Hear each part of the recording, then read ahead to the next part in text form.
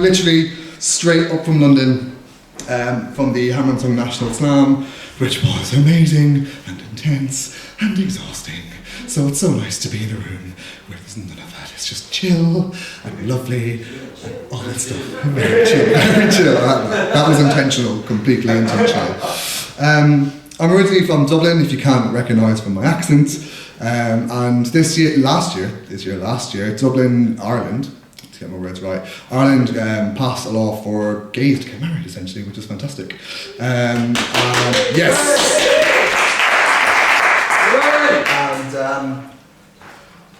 So yeah, the whole kind of thing was pretty much led by a drag queen called Panty Bliss, which is really interesting because she was like being listened to like a politician, but it was like an entertainer, which is really funny. And that whole kind of discussion came from a talk show she went on, kind of like the late, you know, the big Saturday night prime time chat show on a Saturday night. And she basically went on quite a conservative network and called bluff on a fuckload of people. Just called them homophobics, called institutes homophobes, and they're quite accurate. Some of the quotes that come up when you Google the places is that gays want to destroy the Institute of Marriage because they're jealous, which seems a bit ridiculous. It's still on the national network.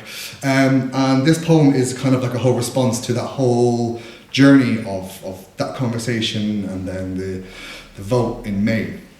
And it opens up with a quote from the journalist who was interviewing her. And this was printed on the front page of probably one of the biggest Irish newspapers.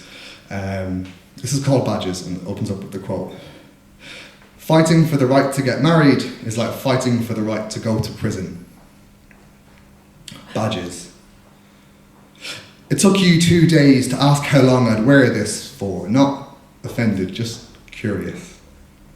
I ask if you've ever been considered fundamentally flawed by the law you cling to for a shield at 4 a.m, hoping they're too busy wading chip bag vinegar to notice you're paying too much attention to the pavement to punch back. Ever switched stations to hear people who don't understand you debate how much you will be given, like a dog they would rather starve than resort to feeding it from the table. It's funny how you've never seen me be so political, as if, for some, the DNA wasn't already, in its many disgusting, immoral or illegal ways. You mean to say powerful. The struggle of exile breeds strength. You are of this house, though, I can tell, because your forgetting is typical of the political. The difference in our love stories is bruising. Unprosecuted criminals slapped like a statement on me before I was old enough to tie shoelaces. Offended by the doing, the homosexual act. They turned any half-meaningful sanctuary into propaganda, allowed in part by one saving trait, the grace of silence bestowed by deaf ears. Unaging words reduced us to a nurture that a dying silence reinstated as our nature, but our speaking is a water language. Wet with delicate movements of new noise, listen as unconstitutional and agenda becomes, will you? And I do.